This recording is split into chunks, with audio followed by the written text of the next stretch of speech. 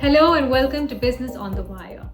This has been a traumatic episode for most nations, both economically and indeed in terms of the social impact. But how are foreign policy imperatives now turning, and what's happening with the key superpowers, both in terms of their economics and their trade? Joining me to talk about that is C Raja Mohan. Thank you, Mr. Mohan, for joining in. Things have escalated quite fast across the world, and I think what's most alarming is the stories that are coming out from the US. As we speak, it's the largest number of COVID cases over there. This also layers in with startling unemployment figures that came out just a few days back. 3.3 million people. This is being compared to what we saw in the Great Depression. How would you outline first the situation as it stands in the US? I think once the choice was made in favor of suppressing the spread of the virus, which meant keeping people at home, not going to workplace, meant there was going to be inevitable, significant contraction of the economy. That's what we are seeing across the world. That moment you put, luckily China did only in one particular region.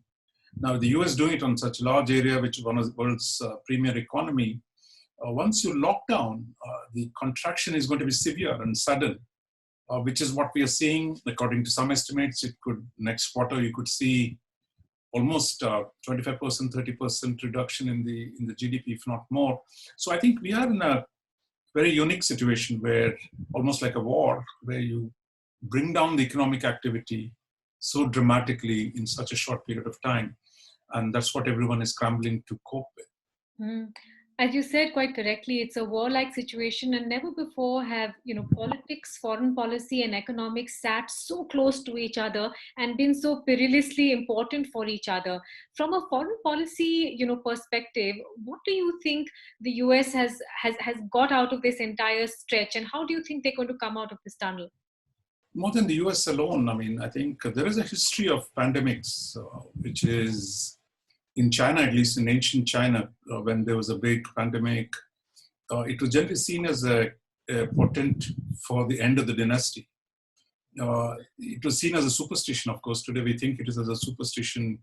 If there's a big earthquake, a big, a disease, you think the Raja or the king or the dynasty is going to fall.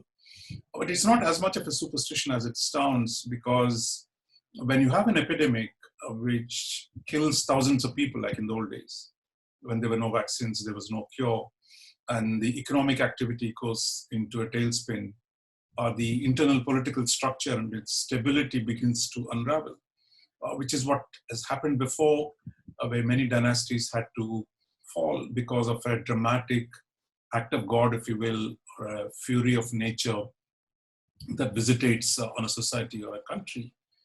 We also know from political science that, like, wars or produce systemic change. That is, if you have a large scale war like the two great wars, that what it does is it produces a redistribution of power. That is, some guys are going to decline, some guys are going to rise. There will be a redistribution of power that we've seen it in the case of the First World War, when most of the old empires just collapsed. In the case of the Second World War, we saw the rise of the Soviet Union, the rise of the United States. So I think large-scale events like the wars or pandemics produce a change in the relationship between societies, and, if you will, even within societies. So the coping with that internally is domestic politics, coping it with externally is international relations. Would you say there is a chance that the pandemic could actually lend credence to Trump's worldview, which has been anti-globalization? No, in the near term, I think it would reinforce, I would think. I mean, it all depends on how long this will last. Because if you noticed, what most countries have done is to lock down their borders. The first step, the first reaction is to lock down your borders. So assertion of control over your own territory, so that you don't have new infections coming from outside. That was the first element of this. Even Chinese are now adopting. That is a stratagem everyone has adopted, and that's the reason why you have entire air industries collapsing. Airline industries collapsing. So controlling borders then becomes the central theme. And in fact, one of the themes of Trump has been regain control of your borders. That is also the theme of Brexit, that you must regain control of your own borders. So I think if the pandemic persists for long, you could argue the questioning of globalization that had already begun in the last few years, whether it is through Brexit or through Trump, will gain ground.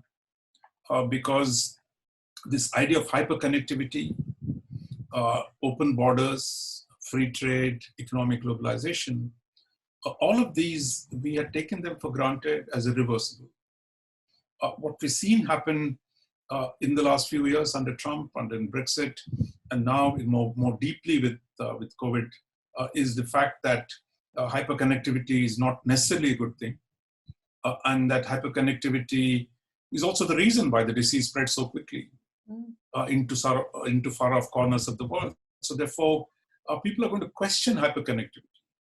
But I don't see, whether this will lead to an immediate breakdown of globalization and everybody goes back into nationalist America first, India first, Russia first, China first model, or it will be a rearrangement of the existing global economy with some changes.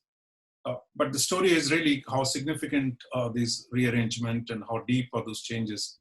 That is the story. If you and I know that story, we can write a book. On a broader sense, do you feel this could also make a comeback for the big government approach, the larger than life government approach? Because we're seeing that already at a federal level, at a state level, at a local level. There are much greater expectations from them in terms of boosting the economy back, holding things together. Do you think that might be, a new outcome from the post-COVID era? It's already, you see that happening already. Yeah. In US, you talked about a huge $1 trillion package. Every country, even Singapore, which is one of the most liberal, economies, have just announced a massive package. So given the suffering that a sudden contraction of the economy imposes on people, on the working people, there's no question that the state will intervene and state has to intervene to provide relief. So therefore, we're seeing the first round of this, and whether this will be enough at this point to stop this, or there's going to be more and more packages. Like in Britain, you've seen there was a continuous upping of the state relief package. Yeah. But more broadly, I think this again reinforces the trend line that we've been seeing for some time, which is that the balance between state and market has to be rethought. People are already questioning it. There was too much of inequality. Profits were surging, but working people were suffering. We're talking about the developed countries, where the backlash against globalization in the US or in Britain or in large parts, that the inequality within the advanced societies was going so much strong. Therefore, there was need for some rearrangement internally, that it is not going to be laissez-faire, it's not going to be free for all, you do what you want, the state is not there. That argument has already changed in a sense. In UK, for example, that Boris Johnson, the Tory, was supporting a stronger role for NHS. Was very different from the traditional Tory party that we've known. So I think you're going to see, and even in the West, if you've seen in the last couple of years, the captains of industry were talking about stakeholder capitalism, compassionate capitalism, values-based capitalism. So you're going to see, I think, some pressure on the capitalist class to adapt. It, of course, depends on how strong the working classes are, how strong, for example, Bernie Sanders' agenda, not very different from Trump's in a sense of opposing free trade, demanding minimum wage, waive tuition fees in colleges for students, because we'd also like marijuana being legalized, stuff which is of fundamentally different from what was taken for granted in the US, that US as a frontier society, everybody's on their own, and the state does only limited things. So I think the pressure, my sense is, even though the Democrats hate Trump and hated Bernie Sanders even more, there will be some incorporation of Bernie Sanders' agenda into the Democratic Party manifesto, assuming that Joe Biden is still standing there to fight the election. What to your mind might be the political outcome of this entire pandemic episode, though, Mr. Mohan? Because there's two sort of points of view, which is that the pandemic will be the economic crisis that takes the Trump administration to its grave, also because of the way they sliced back on, health spending over the last few years, versus the fact that this is a, silver lining to a cloud. Here's his opportunity to do a massive economic boost and actually be re-elected quite smoothly.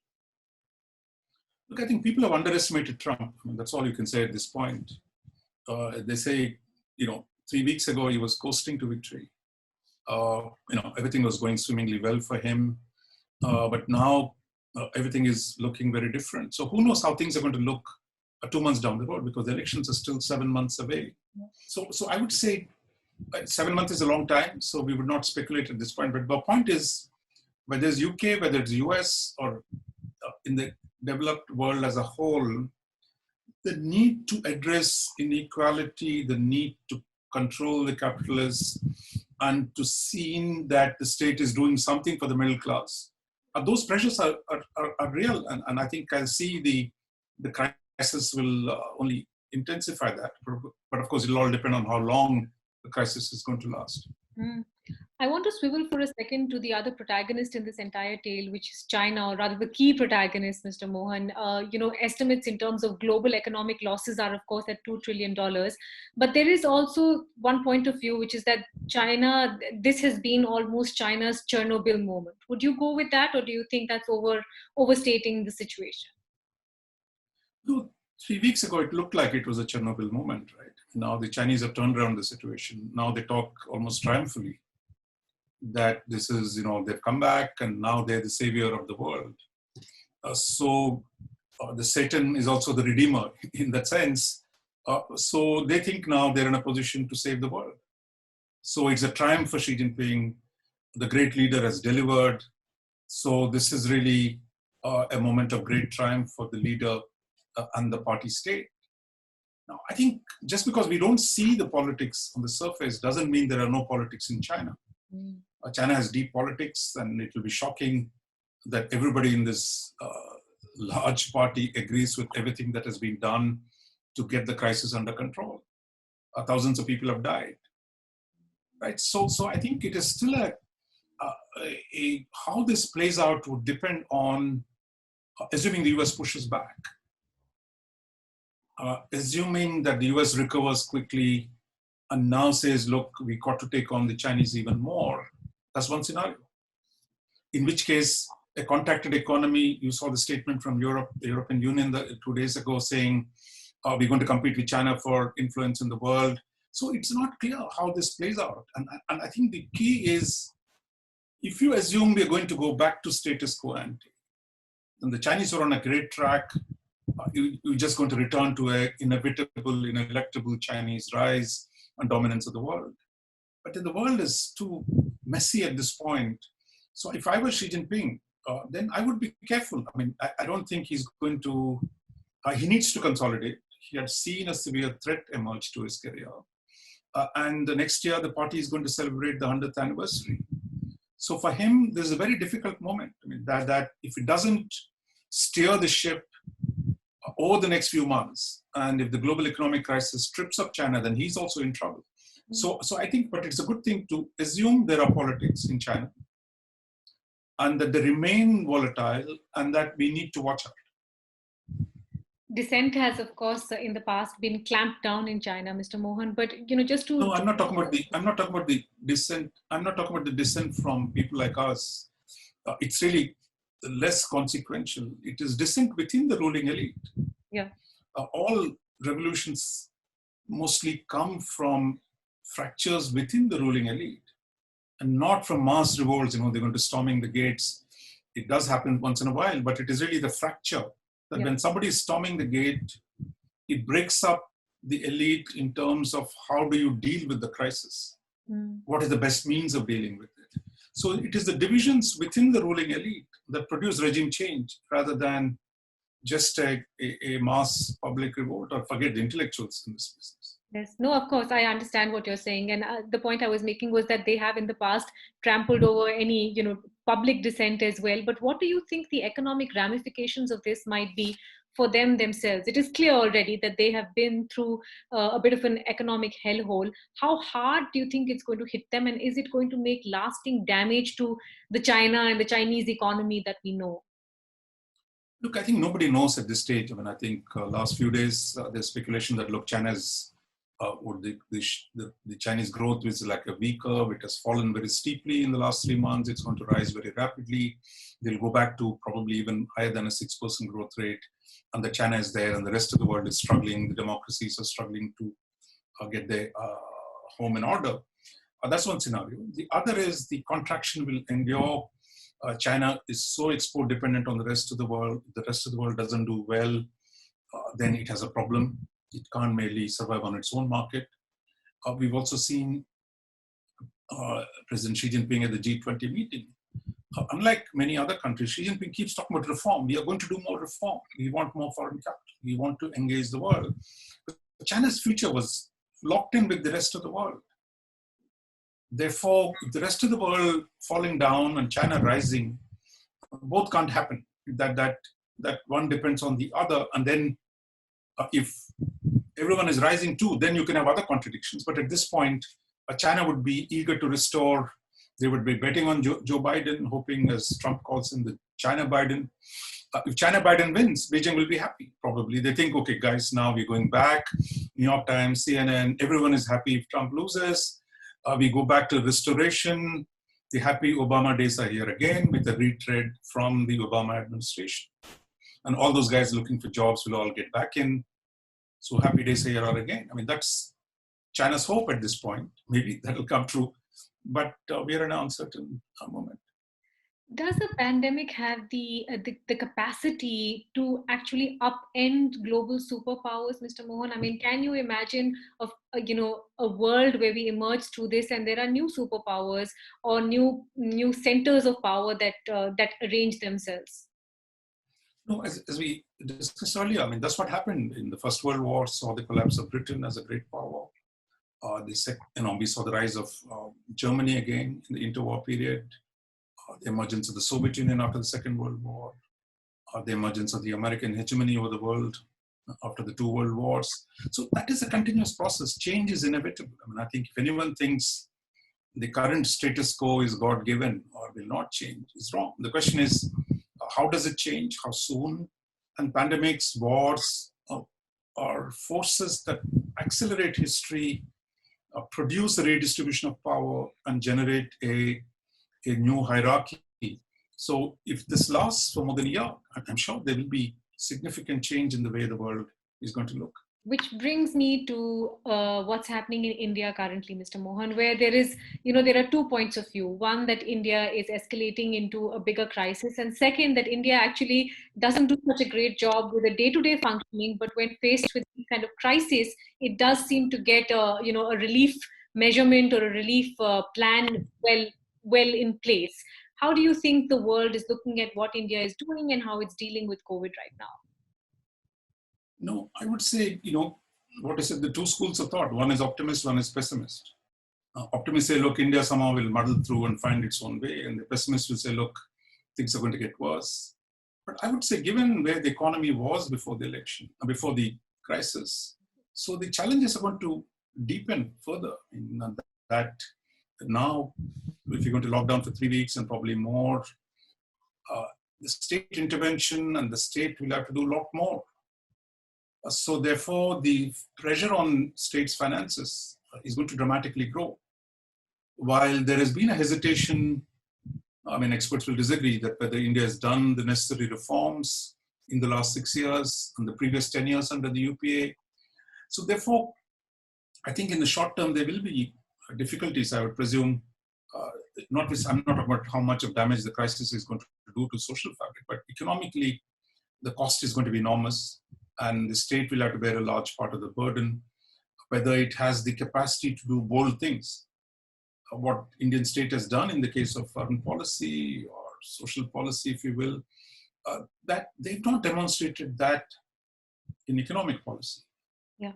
So I think the test will come, I think, really for the Modi government. I mean, how far is it willing to go? One, is it just print money, distribute it or or does it need do some rooted branch overhaul of the economy when the cloud lifts on the situation? Would you say there are changed foreign policy and trade possibilities for India as well at this point? Can it sort of rearrange, who it wants to engage with and to what degree? I think in life, finally, it is the pressure, right? I mean, it is not that the Congress Party was ideologically committed to reforms in 1991. So when the threat of hanging concentrates your mind, as they say, that is, it was the fact that India was going bankrupt in 1991 that forced reforms. So therefore, it depends on how deep the crisis is going to be. I think drastic situations will need drastic remedies. So we might see that, look, I think the exports are going to contract in the near term. Growth is going to reduce in the near term. Budget, so all the standard metrics, but everyone is going to worsen in the near term. So dealing with that is going to be a huge challenge. And I think I'm not an economist or a finance guy to speculate on this, but one is enough to see that we are going to enter a very difficult phase. We are indeed. Thank you very much, Mr. Mohan. I appreciate your time and thoughts today. Thank you for joining in.